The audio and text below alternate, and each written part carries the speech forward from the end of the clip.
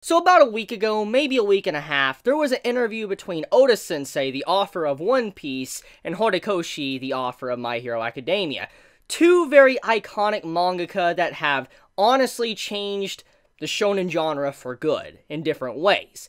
And in this interview between these two individuals, a lot of questions came to my mind while reading it, and made me start thinking about the possibilities of what is in store for us as fans of the series, and what Horikoshi will do next, and how he continues to try to improve upon his work, and just continue to try to surpass the legends like Oda-sensei himself. But one of the big questions that popped up into my mind while reading this interview is My Hero Academia the new face of shonen? What does it mean? Is My Hero Academia the new face of shonen? Well, does it mean that it's the most popular? Is it the most popular shonen?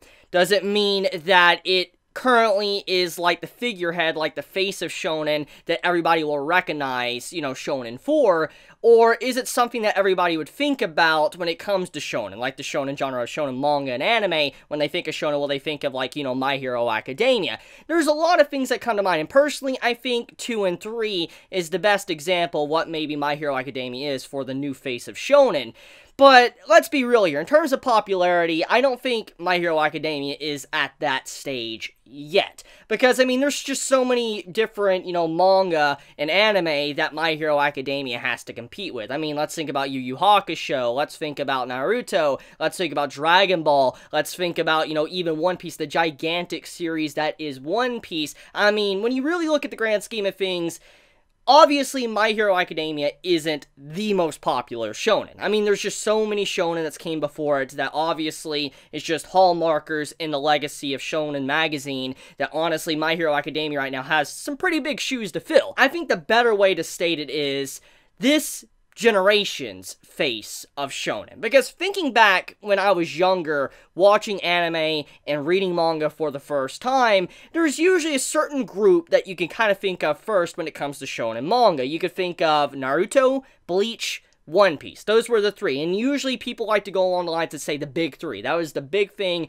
for many, many years. And yes, that is a Western thing. That wasn't necessarily a term that came from Japan, but it was a big thing in the, you know, the anime manga community for a very long time. And, you know, if you were an anime manga fan, you always heard about the big 3. You always heard about Bleach, you always heard about Naruto, you always heard about One Piece, and if it wasn't that, you heard about Dragon Ball. Those were the main hallmarkers of what you thought of when it came to shonen, and, you know, what shonen most likely is.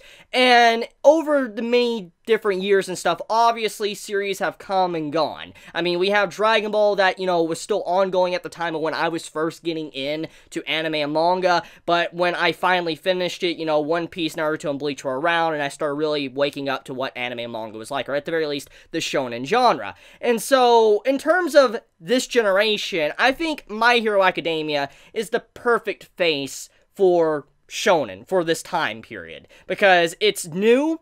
It's still the shonen we all know and love, like, for instance, if you compare it to, you know, One Piece, Naruto, and Bleach, but it has a little bit of differences where it's not a carbon copy, and it really shows that, you know, how, you know, this day and age of manga is a little bit different, or at the very least, shonen manga is a little bit different to how it was in the past.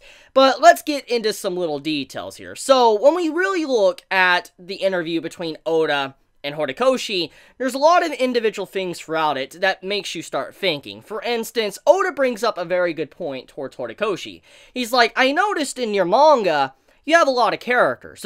There's a lot of characters within your manga, and he's like, that's kind of concerning. That's pretty much what Oda starts to imply towards Horikoshi, is like, it's concerning that you have so many characters. And it's something I personally have talked about quite a few times in the past when it comes to My Hero Academia, is that, you know, My Hero Academia has a large cast of characters, and a lot of writers, not just manga, but writers in general for any type of books, when a lot of characters are introduced, it's very hard to focus on each individual character, give them the necessary spotlight, and, you know, kind of integrate their story with the main story, and make them relevant. And, you know, Naruto, you know, Kishimoto, he had a lot of problems with this, actually. I mean, I love Naruto. It was a great series. I will never take back those years of reading reading it and all that, I enjoyed it. Even though I wasn't the biggest fan of the, the final arc, it was a fun series. But it did suffer from some issues with a large cast, and Bleach also suffered the same exact issue.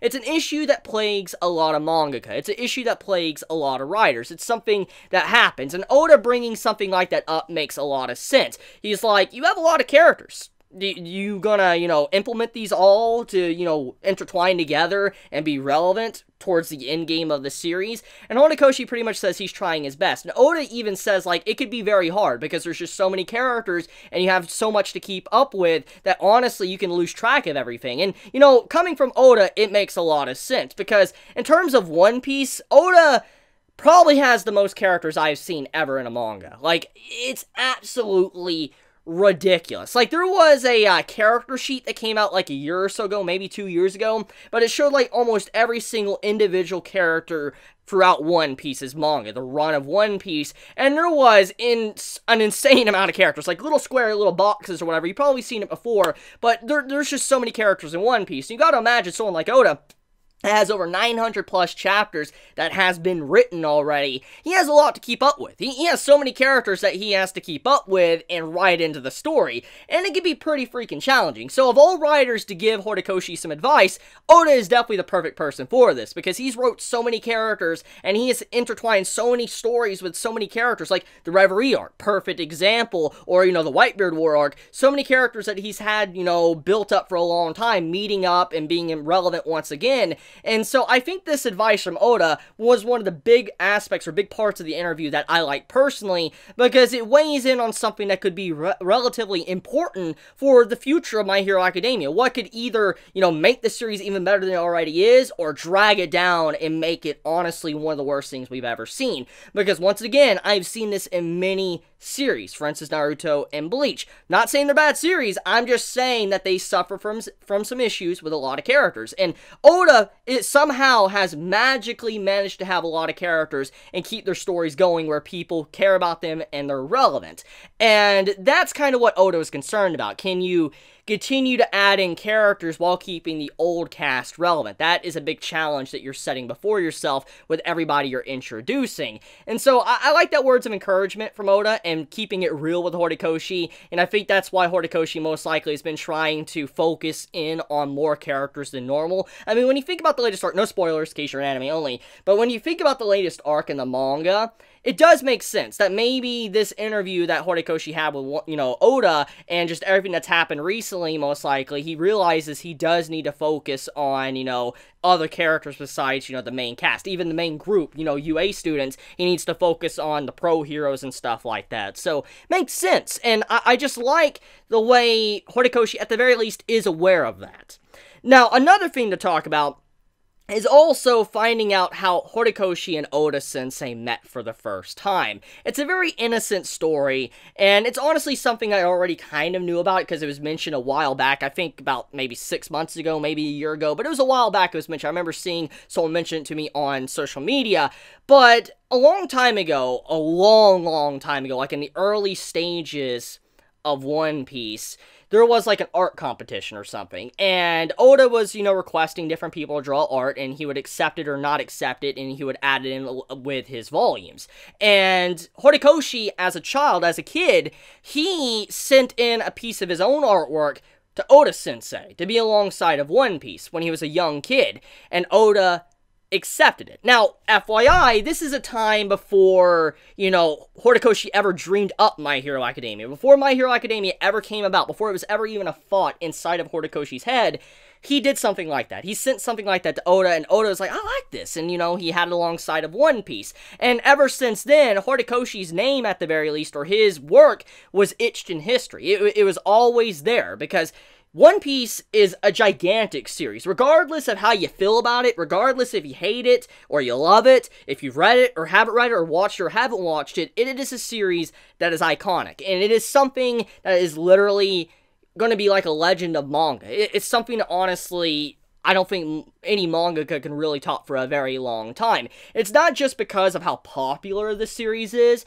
it's also the work ethic of Oda-sensei and how far he's come. Because when you think about normal mangaka, and if you've paid attention to the industry, like the manga industry and the anime industry, or if you've been with me for a while, then you know that when it comes to writing manga, typically a lot of mangaka, they go on long hiatuses. They're gone for a long period of time. It's not because they get bored with their work. It's not because they hate their work. It's because they're overworked too much to the point to where their health takes a nosedive and they're forced to just stop. I mean, let's think about, Ishida. Let's think about Togashi. Let's think about, the writer of Vagabond or, Kentaro from Berserk. There's many examples of mangaka just overworking and they need a break. They're done. And it's just impressive how Oda has lasted for so many years writing without giving up. It's honestly impressive. So Oda's just an unnatural being. He just automatically, he's unnatural.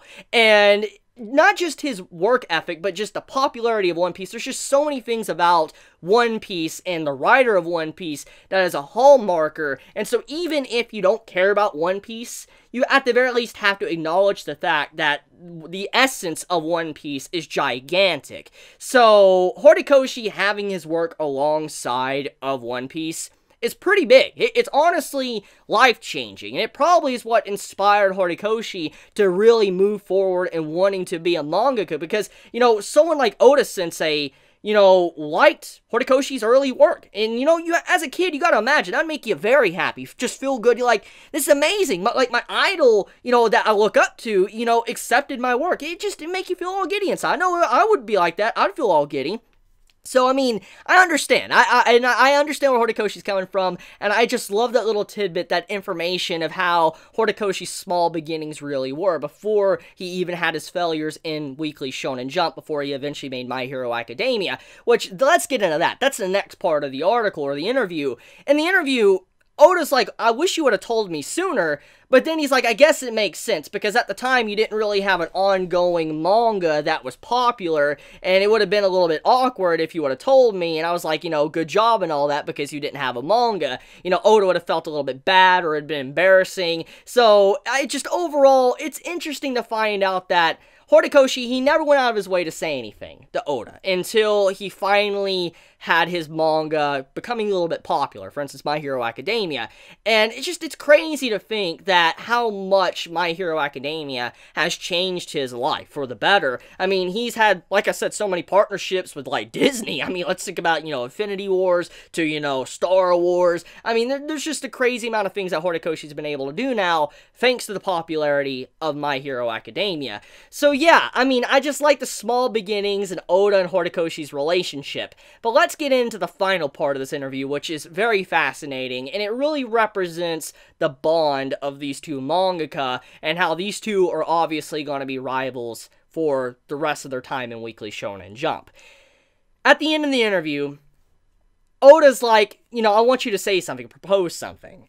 And basically, Horikoshi's like, I want to surpass One Piece. I'll surpass it. And let's be real here. Those words, that's pretty big words. That's some really big words to say. You don't just say that lightly.